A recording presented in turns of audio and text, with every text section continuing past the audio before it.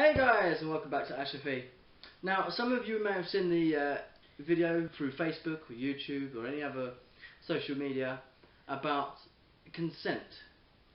That consent is like making someone a cup of tea. Now, we know it's a serious subject, don't we? Yep. But we've kind of made a little spoof, put our own little twist on it, for you guys to watch. I hope you enjoy. If you're struggling with consent, just imagine instead of initiating sex, you're making them a cup of tea. You say, "Hey, would you like a cup of tea?" And they go, "Yes, I would love a cup of tea, thank you." Then you know they want a cup of tea. If you say, "Hey, would you like a cup of tea?" and they and and say, "I'm not really sure," then you can make them a cup of tea, or not, but be aware that they might not drink it. And if they don't drink it, then this is the important part. Don't make them drink it. You can't blame them for you going to the trouble of making the tea on the off chance they wanted it. You just have to deal with them not drinking it.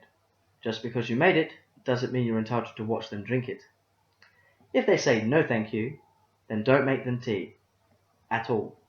Don't make them tea. Don't make them drink tea. Don't get annoyed at them for not wanting tea.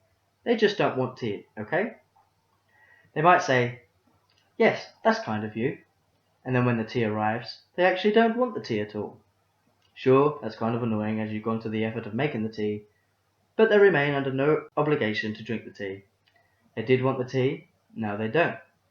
Sometimes people change their mind in the time it takes to boil the kettle, brew the tea, and add the milk. It's okay for people to change their mind, and you are still not entitled to watch them drink it, even though you went to the trouble of making it. If they are unconscious, don't make them tea. Unconscious people don't want tea and can't answer the question, "Do you want tea?" because they're unconscious. Okay, maybe they're unconscious when you asked them if they wanted tea, and they said yes, but in the time it took to boil the kettle and brew the tea and add the milk, they are now unconscious. You should put the tea down, make sure the unconscious person is safe, and, this is the important bit, don't make them drink the tea. They said yes then, sure, but unconscious people don't want tea.